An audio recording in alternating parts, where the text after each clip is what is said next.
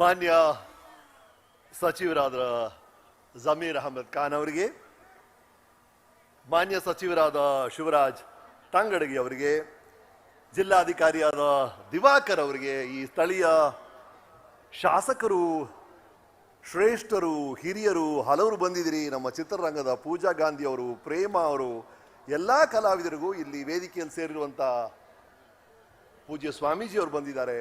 To the police department officials, to everybody here, and ನಿಮ್ಮೆಲ್ರಿಗೂ, ಪ್ರತಿಯೊಬ್ಬರಿಗೂ, ಒಬ್ಬೊಬ್ಬರಿಗೂ ಈ ನಿಮ್ಮ ರಮೇಶಿನ ಪ್ರೀತಿಯ ಸಿಹಿ ನಮಸ್ಕಾರಗಳು. ಏನ್ ಚಂದ ಇದೆ ಗೊತ್ತೇನ್ರಿ ಇಲ್ಲಿಂದ ನೋಡಕ್ಕೆ, ಏನ್ ಅದ್ಭುತವಾಗಿದೆ ಗೊತ್ತೇನೋ. ಜನಸಾಗರ ಅಂದ್ರೆ ಇದು. ನಾವೆಲ್ಲ ಚಿಕ್ಕವರಾಗಿದ್ದಾಗ ನಮ್ಮ ಹಿರಿಯರು ಹೇಳೋರು, ಇಂದ್ರ ಇದಾನಲ್ಲ ಅವನು ದೇವರಿಗೆಲ್ಲ ಹೆಡ್, ಅವನಿಗೆ 1000 ಕಣ್ಣುಗಳಂತೆ ಇಂದ್ರನಿಗೆ. ಎಲ್ಲ ಕಡೆ ನೋಡ್ಕೋಬೇಕಲ್ಲ, ಪ್ರಪಂಚದ ಎಲ್ಲ ಕಡೆ ನೋಡ್ಕೋಬೇಕಲ್ಲ, 1000 ಕಣ್ಣುಗಳು ಅಂತ. ಆಗ ನಮ್ಮ ಹಿರಿಯರು ಹೇಳೋರು, ನಮ್ಮೆಲ್ರಿಗೂ ಇಂದ್ರನ್ ತರ 1000 ಕಣ್ಣುಗಳಿರ್ಬೇಕು. ಯಾಕಂದ್ರೆ ಹಂಪಿ ಅಂತ ಸುಂದರವಾದ ಜಾಗವನ್ನು ನೋಡಕ್ಕೆ 2 ಕಣ್ಣು ಸಾಲಲ್ಲ, 1000 ಕಣ್ಣುಗಳು ಬೇಕು ಅಂತ. ಸಹಸ್ರ ನಯನವಾಗಿರ್ಬೇಕು ನಾವು. ಹಂಪಿ ಅಂದ್ರೇನೆ ಸೌಂದರ್ಯ. ಅಂತ ಒಂದು ಸುಂದರವಾದ ಜಾಗದಲ್ಲಿ ಇಲ್ಲಿ ಈಗ ಲಕ್ಷಾಂತರ ಕನ್ನಡಿಗರ ಕಣ್ಣು ಕಾಣ್ತಾ ಇದೆಯಲ್ಲ, ಇದಕ್ಕಿಂತ ಅದ್ಭುತವಾದ ದೃಶ್ಯ ಏನಿರುತ್ತೆ ಹೇಳಿ. ಅಲ್ಲಿ ಹಿಂದೆ ಹಂಪಿ ಒಂದು ಸೌಂದರ್ಯ ಅಂದ್ರೆ ನೀವೆಲ್ಲ ಇಷ್ಟು ದೊಡ್ಡ ರೀತಿಯಲ್ಲಿ ಇಲ್ಲಿ ಸೇರಿದಿರಲ್ಲ, ಅದು ಅಷ್ಟೇ ಸೌಂದರ್ಯ. ಆ ಸೌಂದರ್ಯನ ಈ ಸೌಂದರ್ಯ ಕೈ ಕುಲುಕ್ದಾಗಿದೆ. ಎಂತ ಅದ್ಭುತವಾದಂಥ ಸಮಾರಂಭ ಇದು ಜಮೀರ್ ಸರ್, ಎಂತ ಅದ್ಭುತವಾದ ಸಮಾರಂಭ. ಅಲ್ಲಿ ಬೆಂಗಳೂರಲ್ಲಿ ನ್ಯಾಷನಲ್ ಕಾಲೇಜಿಂದ ಲಾಲ್ಬಾಗ್ ಒಂದು ಫ್ಲೈಓವರು, ಲಾಲ್ಬಾಗಿಂದ ಕಬ್ಬನ್ ಪಾರ್ಕ್ ಕಡೆ ಇನ್ನೊಂದು ಫ್ಲೈಓವರು. ಆ ಥರ ಈ ಸಮಾರಂಭ ಇದೆಯಲ್ಲ, ಅದು 2025ಗೂ 15ನೇ 14ನೇ ಶತಮಾನಗೂ ಒಂದು ಫ್ಲೈಓವರ್ ಸರ್ ಇದು. ಅಂದು ಇಂದು ಎಂದು ಕನ್ನಡಿಗರು ಶ್ರೇಷ್ಠರು ಅಂತ ಸಾಬೀತು ಮಾಡುವಂತ ಸಮಾರಂಭ ಈ ಹಂಪಿ ಉತ್ಸವ. ಇದನ್ನ ಅದ್ಭುತವಾಗಿ ಆಯೋಜನೆ ಮಾಡಿದಿರಾ. ಅಲ್ಲ, ಸುಮ್ಮನೆ ಯೋಚನೆ ಮಾಡಿ ನೋಡಿ, ಇದು ಎಂತ ಜಾಗದಲ್ಲಿದ್ದೀವಿ ನಾವು ಅಂತ. ನಾನು ಫ್ಲೈಓವರ್ ಅಂತ, ಸೇತುವೆ ಅಂತ ಯಾಕೆ ಹೇಳಿದೆ ಅಂದ್ರೆ, ಸುಮ್ಮನೆ ಕಲ್ಪಿಸ್ಕೊಂಡು ನೋಡಿ.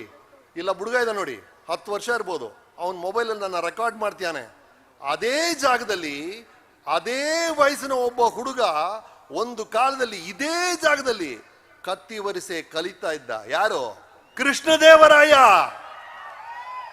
ಅಲ್ಲಿ ಜಮೀರ್ ಸಾರು, ಶಿವರಾಜ್ ಸಾರು ಮಾತಾಡ್ತಿದಾರಲ್ಲ, ಅದೇ ಜಾಗದಲ್ಲಿ ಒಂದು ಕಾಲದಲ್ಲಿ ತಿಮ್ಮರಸು, ಕೃಷ್ಣದೇವರಾಯ ಚರ್ಚೆ ಮಾಡ್ತಿರ್ಬಹುದು, ಯಾರಿಗ್ ಗೊತ್ತು.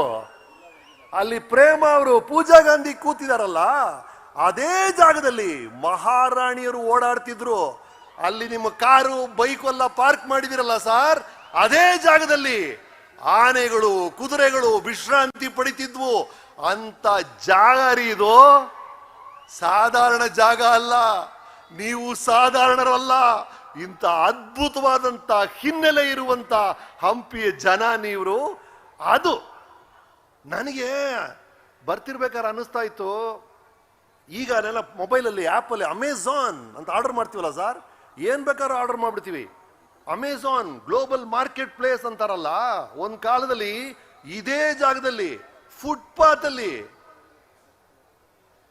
ಚಿನ್ನ, ವಜ್ರ, ವೈಡೂರ್ಯ ಮಾರ್ತಿದ್ರಂತೆ. ಅದು ಏನೋ ಇಷ್ಟು ಮಾಣಿಕ್ಯ ಅಲ್ಲ, ಮುಷ್ಟಿಯಷ್ಟು ಸೈಜು ಮಾಣಿಕ್ಯ. ಈ ಹೂ ಮಾರ್ತಿರಲ್ಲ ಬುಟ್ಟಿಯಲ್ಲಿ, ಅದರಲ್ಲಿ ವಜ್ರಗಳನ್ನ ಮಾರೋರಂತೆ. ಅಂತ ಜಾಗ ಹಂಪಿ. ಹಾಗಾಗಿ ಆ ಕಾಲದ ಅಮೆಝಾನ್ ಹಂಪಿ ಸರ್. ಈ ಕಾಲದಲ್ಲಿ ಮೊಬೈಲಲ್ಲಿ ಯೂಟ್ಯೂಬ್ ಮ್ಯೂಸಿಕ್, ಸ್ಪಾಟಿಫೈ, ಟಿವಿಯಲ್ಲಿ ನೋಡ್ತಿರಲ್ಲ ಸರಿಗಮಪ ಕಾರ್ಯಕ್ರಮ, ಶ್ರೇಷ್ಠ ಗಾಯಕರು ಹಾಡೋದು. ಆ ಕಾಲದಲ್ಲಿ ಮನುಷ್ಯರಲ್ಲ, ಸ್ತಂಭಗಳು ಸರಿಗಮಪ ಅಂತ ಹಾಡಿದ್ದು ಹಂಪಿಯಲ್ಲಿ. ಆ ಕಾಲದ ಸ್ಪಾಟಿಫೈ, ಆ ಕಾಲದ ಯೂಟ್ಯೂಬ್ ಮ್ಯೂಸಿಕ್ ಹಂಪಿ. ಈಗ ನಾವೆಲ್ಲ ಸೆಲೆಬ್ರಿಟೀಸು ಕೋಟ್ಯಾಂತರ ರೂಪಾಯಿ ಕಾರ್ ತಗೊಂಡು ಸೆಲ್ಫಿ ತಗೊಂಡು ಹಾಕ್ತಿವಿ. ಅದು ಡಿಪ್ರಿಸಿಯೇಷನ್ ಆಗಿ 10% 15 ವರ್ಷದಲ್ಲಿ ಗುಜರಿ ಸೇರ್ಬಿಡುತ್ತೆ. ಆದರೆ 500 ವರ್ಷಗಳಿಂದ ಇಲ್ಲೊಂದು ವಾಹನ ಇದೆ, ಈಗಲೂ ಜನ ಸೆಲ್ಫಿ ತಗೊಂಡು ಹಾಕ್ತಾರೆ. ನಿಮ್ಮ ಊರಿನ ಕಲ್ಲಿನ ರಥ ಅದಕ್ಕಿಂತ ವಾಹನ ಇದೆಯೇನ್ರಿ? ಹಾಗಾಗಿ ಆ ಕಾಲದ ಅಮೆಜಾನ್, ಆ ಕಾಲದ ಸ್ಪಾಟಿಫೈ, ಆ ಕಾಲದ BMW, ಬೆನ್ಸ್ ಎಲ್ಲ ಹಂಪಿ. ಏನ್ ನೋಡಿ ಎಂತ ಅದ್ಭುತ. ಆ ಕಾಲ ಈ ಕಾಲನ ನಾವು ಕಂಪೇರ್ ಮಾಡಲೇಬಾರ್ದು, ಮಾಡೋದು ಬಹಳ ಕಷ್ಟ. ಯಾಕಂದ್ರೆ ಈ ಕಾಲದ ಸಾಧಾರಣ ಶ್ರೀಸಾಮಾನ್ಯರಿಗೆ ಇರುವಂತ ಅನುಕೂಲ ಆ ಕಾಲದ ರಾಜರಿಗೂ ಇರಲಿಲ್ಲ ಅನ್ನೋದೇ ಸತ್ಯ. ಆ ಕಾಲದಲ್ಲಿ ಪಾರಿವಾಳದಲ್ಲಿ ಏನಾದ್ರು ಮೆಸೇಜ್ ಕಳಿಸ್ಬೇಕು, ರಾಜ ರಾಣಿಗೆ ಮೆಸೇಜ್ ಕಳಿಸ್ಬೇಕು ಅಂದ್ರೆ ಬರೆದು ಪಾರಿವಾಳ ಕಟ್ ಕಳಿಸ್ಬಿಡೋನು. ಅದು ಮಧ್ಯದಲ್ಲಿ ಪಾರಿವಾಳ ಇನ್ನೊಂದು ಹೆಣ್ಣು ಪಾರಿವಾಳ ನೋಡಿದ್ರೆ ಅದೆಲ್ಲ ಹೊಟ್ಟೋಗೋದು ಡುವೆಟ್ಗೆ.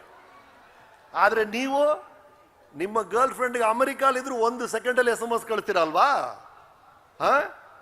ಮಹಾಕುಂಭಕ್ಕೆ ಹೋಗ್ಬೇಕು ಅಂದ್ರೆ ಆ ಕಾಲದಲ್ಲಿ 3 ತಿಂಗಳಾಗೋದು.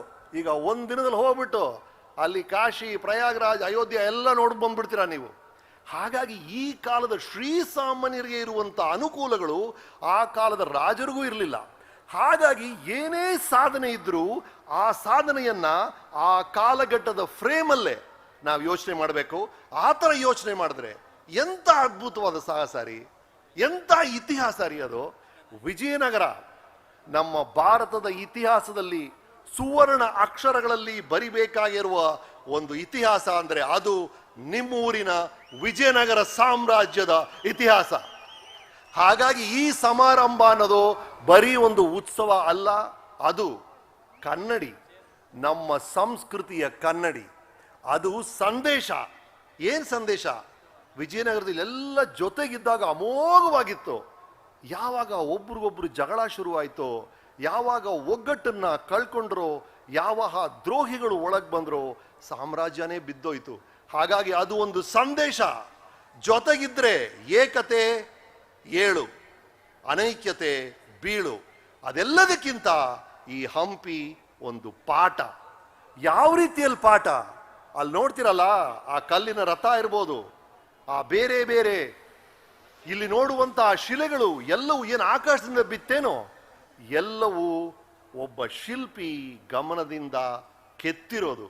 ಹಾಗಾಗಿ ಅದು ಶಿಲೆಯಾಗಲಿ ನಿಮ್ಮ ಜೀವನವಾಗಲಿ ಗಮನದಿಂದ ಕೆತ್ತಬೇಕು, ಗಮನದಿಂದ ಕೆತ್ತಬೇಕು. ಸುಮ್ಮನೆ ಯೋಚನೆ ಮಾಡಿ ನೋಡಿ, ಆ ಕಲ್ಲಿನ ರಥ ಹೇಗಾಯ್ತು? ಎಷ್ಟು ಸಾವಿರ ಏಟುಗಳನ್ನ ತಿಂದು ಅದು ಕಲ್ಲಿನ ರಥ ಆಗಿದೆ. ಹಾಗಾಗಿ ಏಟು, ಅವಮಾನ, ಕಾಲೆಳೆಯೋರು ಎಲ್ಲ ನಡೀತಾ ಇರುತ್ತೆ. ಅದನ್ನೆಲ್ಲ ದಾಟಿ ತಾಳ್ಮೆಯಿಂದ ಇದ್ರೆ ಒಂದಲ್ಲ ಒಂದು ದಿನ ಆ ಕಲ್ಲಿನ ರಥದಷ್ಟೇ ಶ್ರೇಷ್ಠವಾದ ಒಂದು ಶಿಲೆಯಾಗುತ್ತೆ. ನಿಮ್ಮ ಜೀವನ ಆ ಶಿಲ್ಪಿಗೆ ಇದ್ದಂಥ ಗಮನ, ಆ ಕಲ್ಲಿಗೆ ಇದ್ದಂಥ ಸಹನೆ ನಿಮ್ದಾಗ್ಲಿ. ನಿಮ್ಮೆಲ್ರಿಗೂ ಮತ್ತೊಮ್ಮೆ ಈ ಹಂಪಿ ಉತ್ಸವದ ಅಭಿನಂದನೆಗಳು. Zameer sir, wonderful programme. ನಮ್ಮ ಅಂಬರೀಷ್ ಸರ್ ಜೀವಂತವಾಗಿದ್ದಾಗ ನೀವು ನಮ್ಮ ಕಲಾವಿದರ ಸಂಘಕ್ಕೆ ಬಹಳ ದೊಡ್ಡ ಸಹಾಯ ಮಾಡಿದ್ದಾರೆ ಅಂತ ನನಗೆ ಹೇಳಿದ್ದಾರೆ. ಹಾಗಾಗಿ ಕಲಾವಿದರ ಪರವಾಗಿ ನಿಮಗೆ ವಂದನೆಗಳು. Thank you so much Shivaraj sir, ಬಹಳ ಖುಷಿ ಆಯಿತು. ತಮ್ಮೆಲ್ರಿಗೂ ಮತ್ತೊಮ್ಮೆ ವಂದನೆಗಳು. ನಮಸ್ಕಾರ, ಬರ್ತೀನಿ.